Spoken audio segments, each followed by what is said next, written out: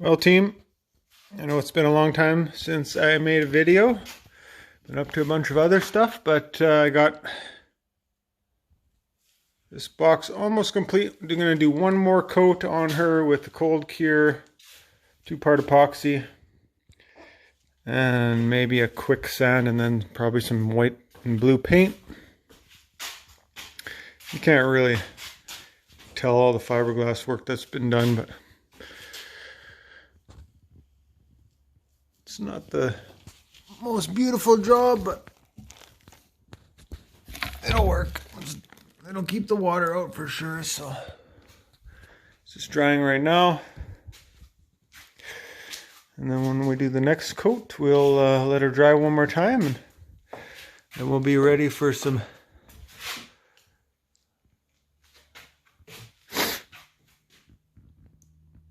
paint.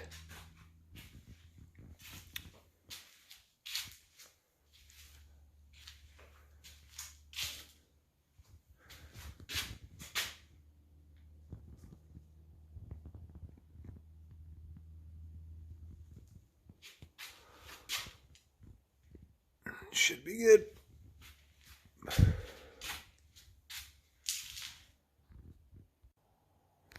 Okay, here goes the last coat of the cold cure 2-part epoxy.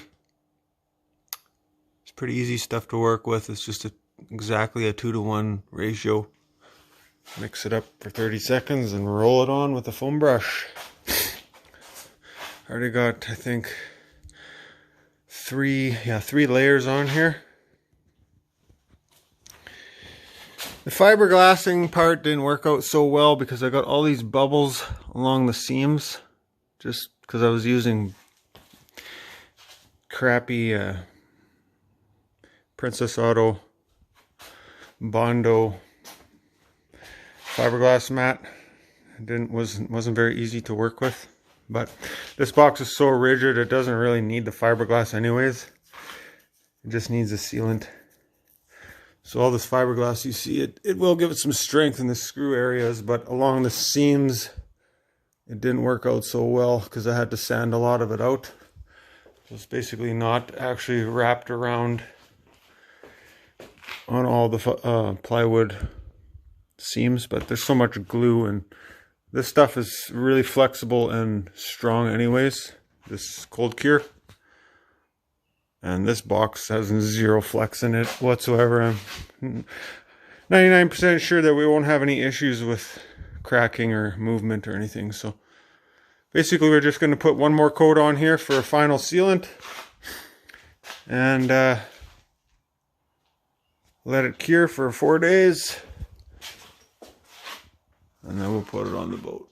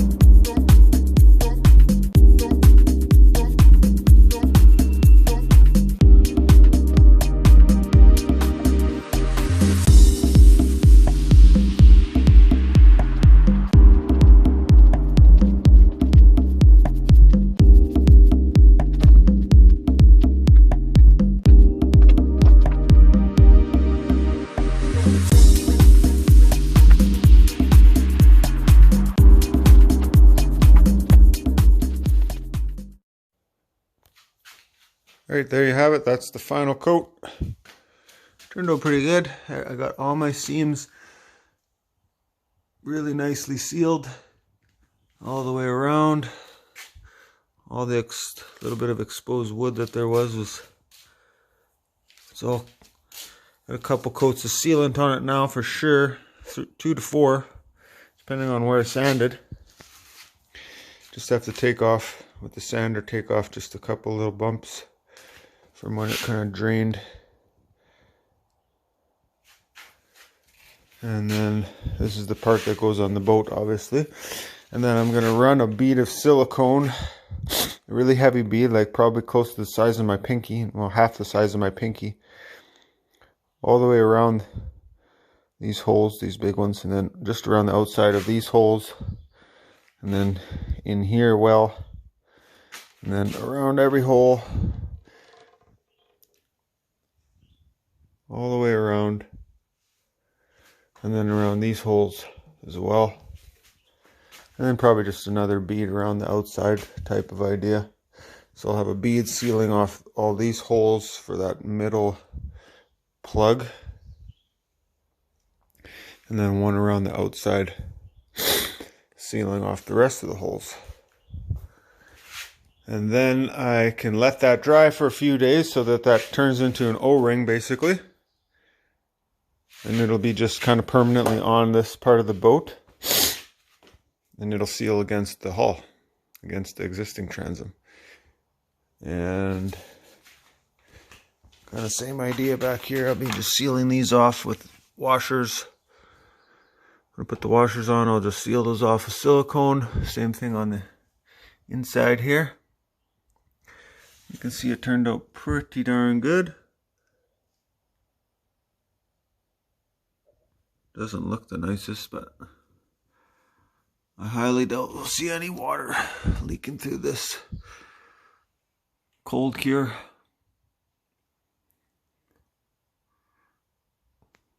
It's definitely not professional grade, but I think it'll work pretty good.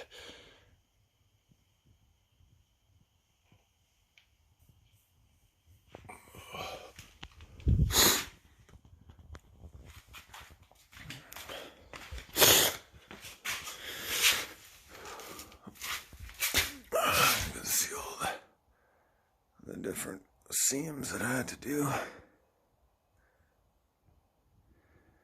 So it's got a healthy dose of 2-part epoxy on it for sure.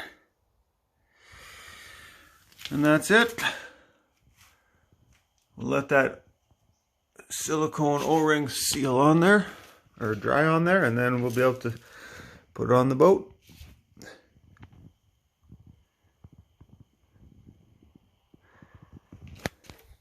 Probably throw some paint on it sometime, but not before we put it on.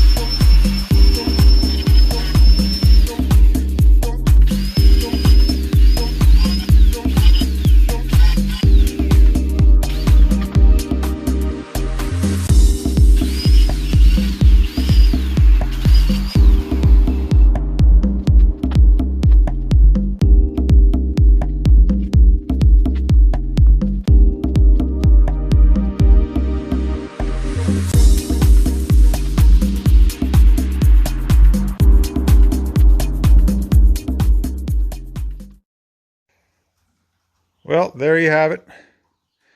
The pod is on the boat. It's all siliconed on. It's got a good, put a really good bead of silicone all around all the bolts, like I was showing you in the last video or earlier in this video. ton of silicone sealing that sucker super tight. All these bolts, I didn't torque them because it's wood, but I tightened them up in sequence about 4 times. Lots of silicone around all these washers. See,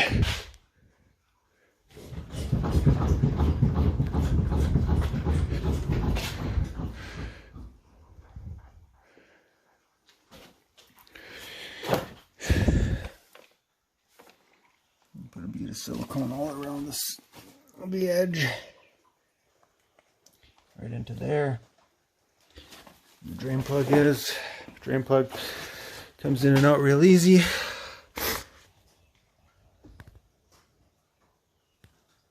So as long as the guy doesn't run this thing ashore too many times or hit any rocks, I can't see this thing ever coming loose or leaking or whatever. So that's it. That's the pod. She's on the boat.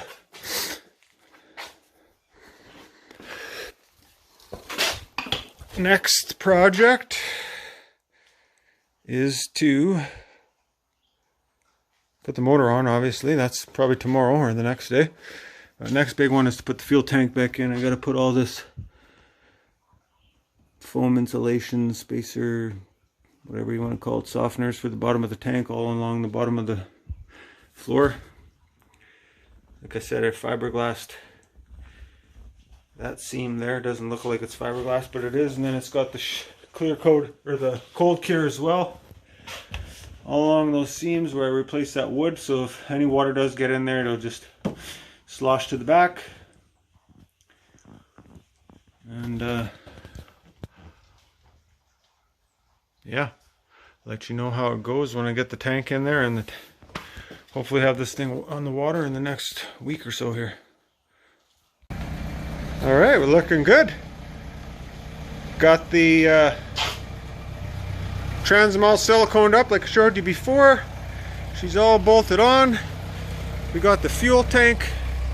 I'll show you later the fuel tank. We're working in the dark now, but we got the fuel tank in now. Just have to put the plywood over the fuel tank of the floor. And we got our motor right here. We're just going to put the motor on now so that when my brother goes to work tomorrow, I can work on this in the daytime by myself. Get the motor running. But that's it. That's a little bit of working in the dark, but hey, the little Tempest is looking pretty good.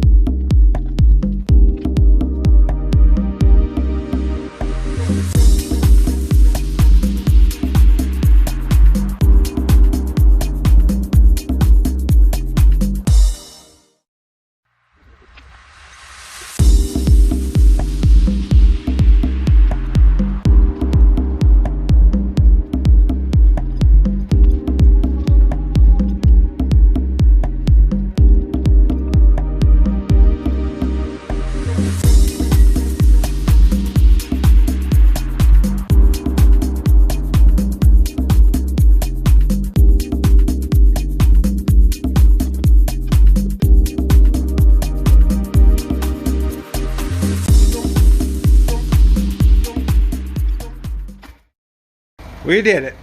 Finally got the motor and the transom mounted.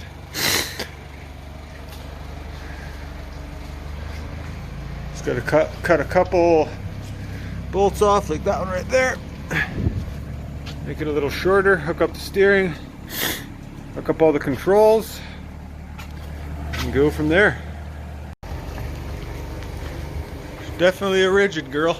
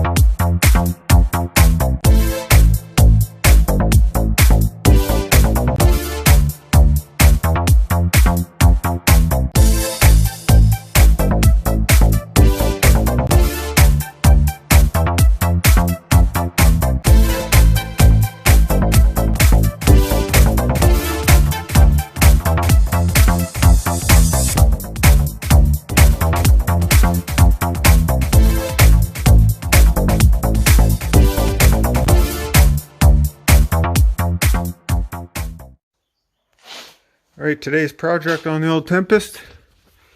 Drill out the holes for the hoses and the wiring harness and the steering and the throttle. So right now I just got this hole saw. I've already lined it all up, made sure my hoses are all going to be long enough in the right areas. Steering's going to go probably here. Throttle linkage.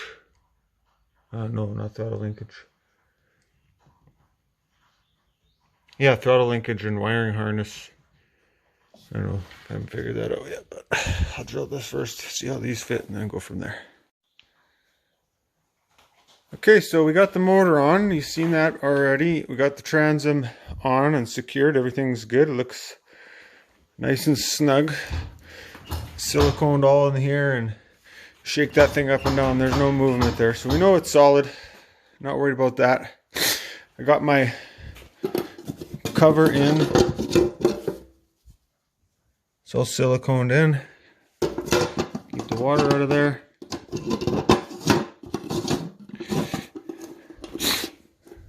I also put the two covers in here for the downhauls. Here's our trim, motor, pump. We got all those lines hooked up, the power wire, all that stuff. And then we have our main harness and throttle controls here, and our steering control. We got the main harness through already there, and the battery cables hooked up. So now I have to do the throttle cables and the steering cable, and then the fuel cable will probably go through this hole as well. Or maybe this one. I'm drilling out the hole for the steering. So that steering will come through here, and then just do a loop. Worked out good. I was able to secure all this stuff to these turnbuckles. And basically just hooking up loose wires and getting this pump ready, or the motor ready. I had to take these trim cylinders apart here and then just get some new loom, and I put new shrink tube. I disconnected them at the fittings here, and then just put new shrink tube over top of these hoses. These are just nylon hoses. The plastic was all busted off, so I was able to just put new shrink tube, 3M stuff, on there. So that's all looking good. So yeah, now I'm just going to drill out this last hole here. And then we basically just have to hook up the fuel line to the tank right there. Hook up these throttle cables, which go there. I've already had them hooked up, just got to fit them now. And then the steering cable. Hook up a battery.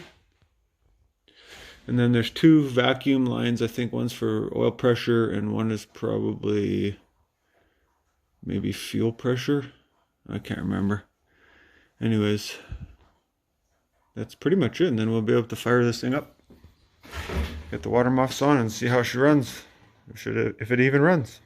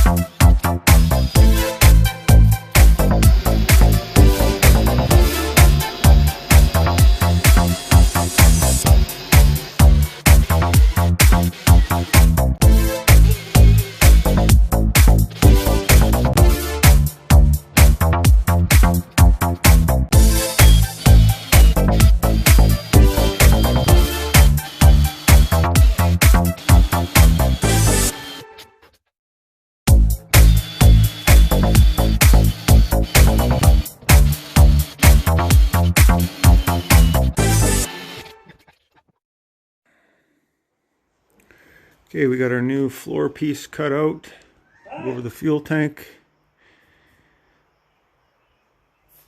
I've got a couple extensions for my fuel, one for the speedo gauge, which goes onto the bottom of the leg here. I took the leg off to check the water pump impeller. There's the old one. As you can see, it's got a little bit of premature wear. It's not exactly in the best shape. So I got a new one, seals.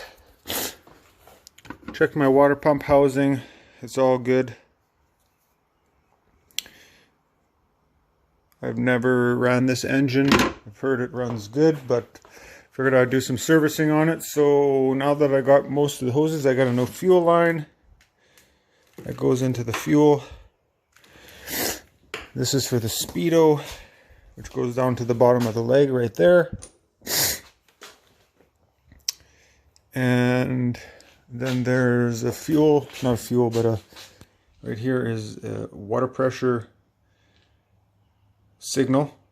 So that just water pressure from that pump that we're rebuilding over there, and the leg goes through that line all the way up to the dash. So I got these hoses here because they weren't quite long enough.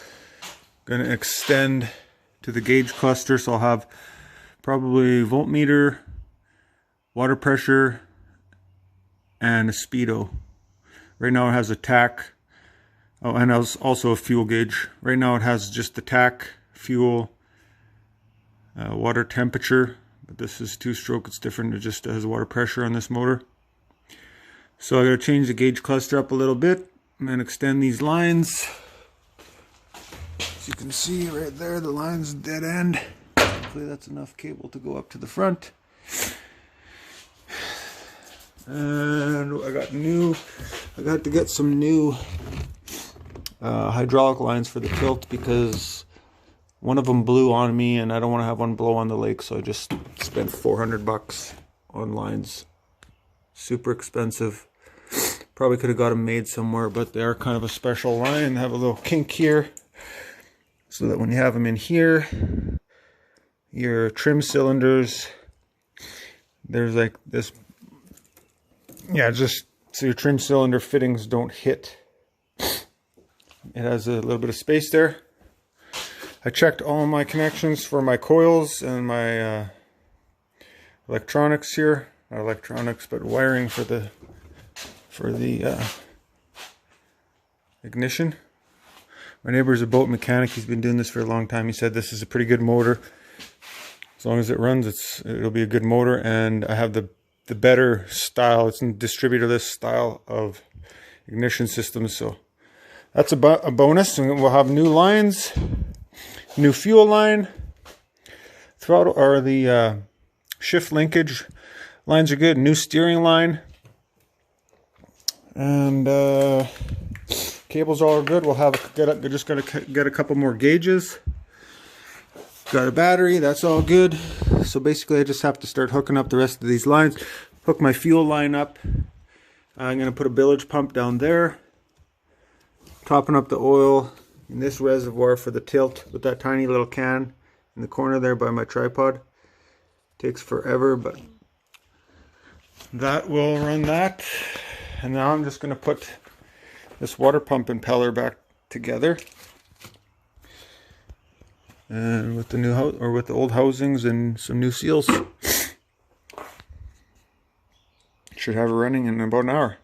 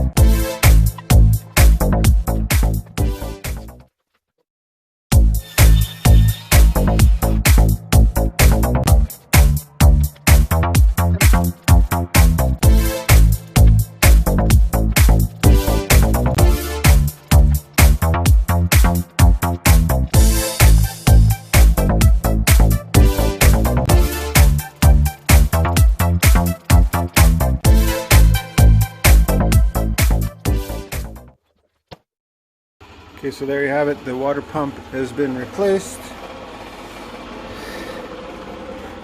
Water pump impeller, new gaskets. So now I can put the bottom unit back on, torque everything up, and then put the oil in. And then I'll do the hoses and we'll get on to the next job.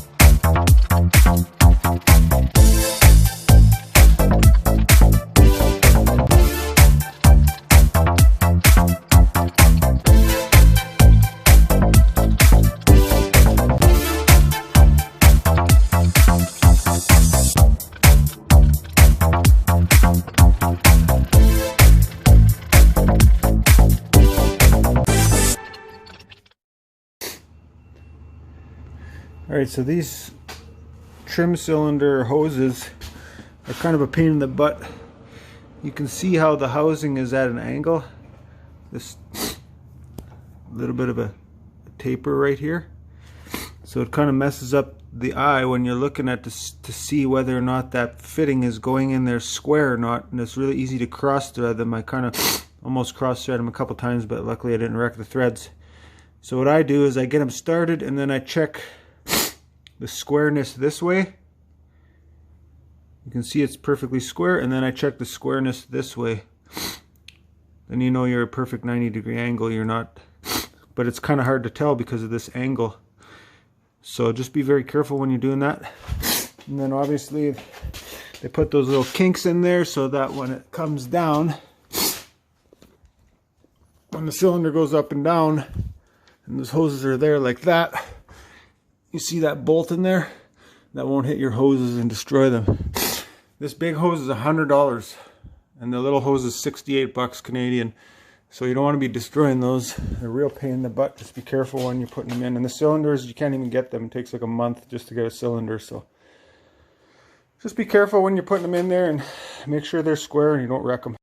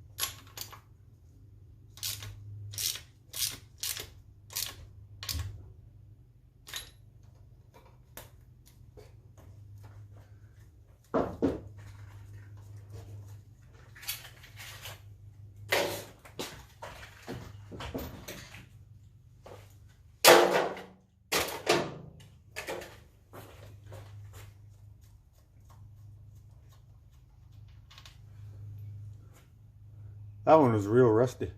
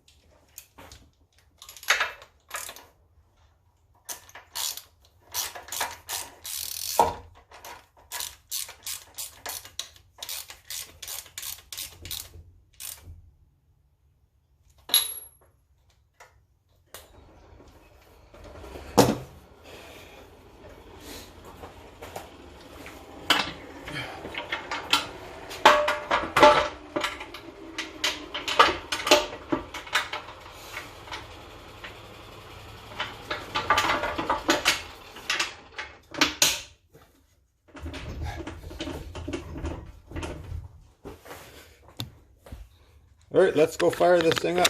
So let's go have set.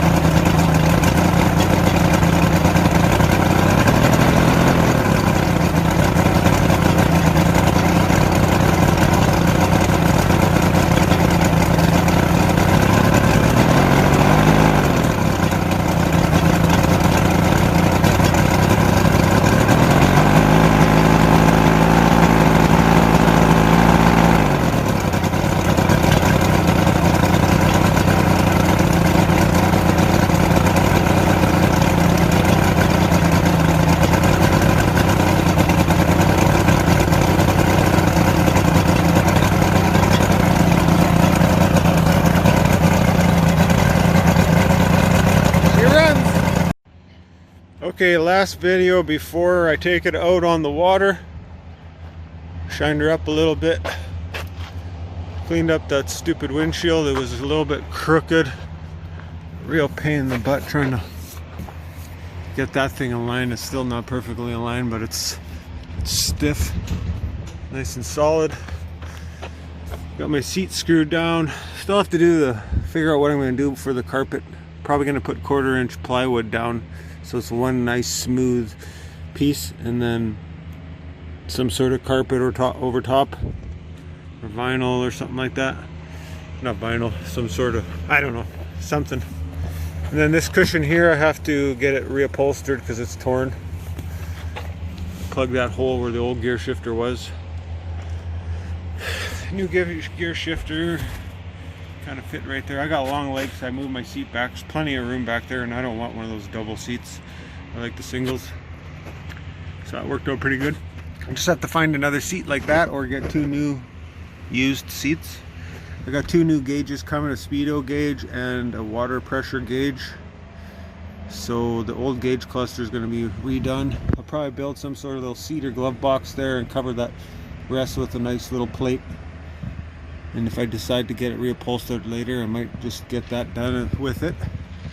Like I said in another video, I might get all, if it works good and we like it, then we probably spend another $1,000 and get the whole thing reupholstered. I'm into it for about $3,500 right now as it sits, minus all the labor I put into it. But got all new hoses, new steering cable, new hydraulic hoses, new fuel line, new water pump. Changed the oil in the bottom end. Had it running today, figured that out. It runs really good, nice and smooth. So in the transom, just everything seems nice and solid. I'm just waiting for another rubber boot for here. And other than that, put all the upholstery and the seats back in. As you can see, there's some storage underneath here. It's all been redone. And then there's lots of storage in here too. I redid all that. Got a new battery. Everything's nice and neatly. Here's some more storage for life jackets or whatever. I gotta extend that fuel line a little bit, but everything's nice and clean. Let's go charge the battery up a little bit more here.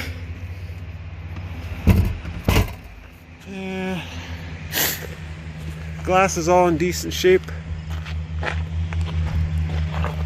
So yeah, other than that, just basically gonna take it out tomorrow on the water and see how she runs.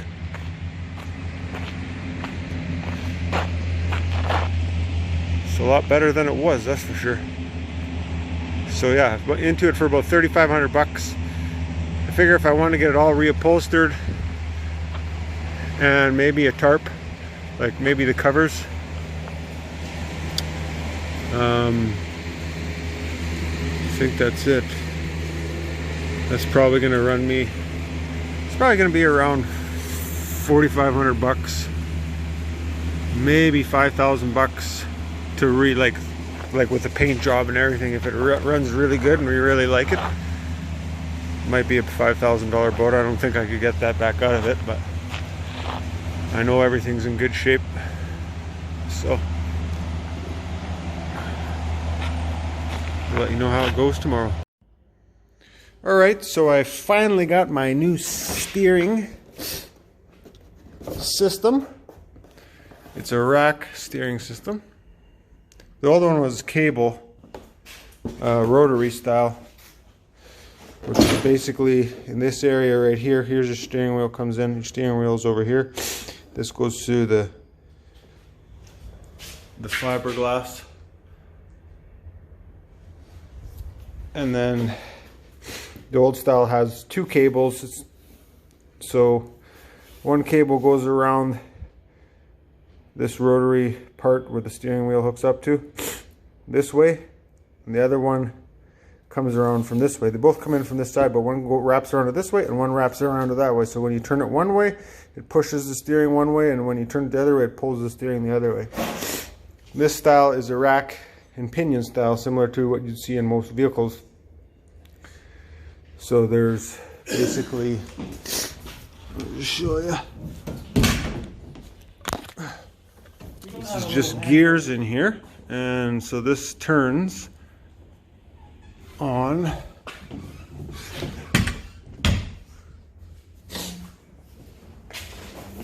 Where is this thing? What did I do? right here. Sorry about the poor videoing, but so this turns. That turns your steering. So your steering wheel here. That pinion goes down. This is gonna go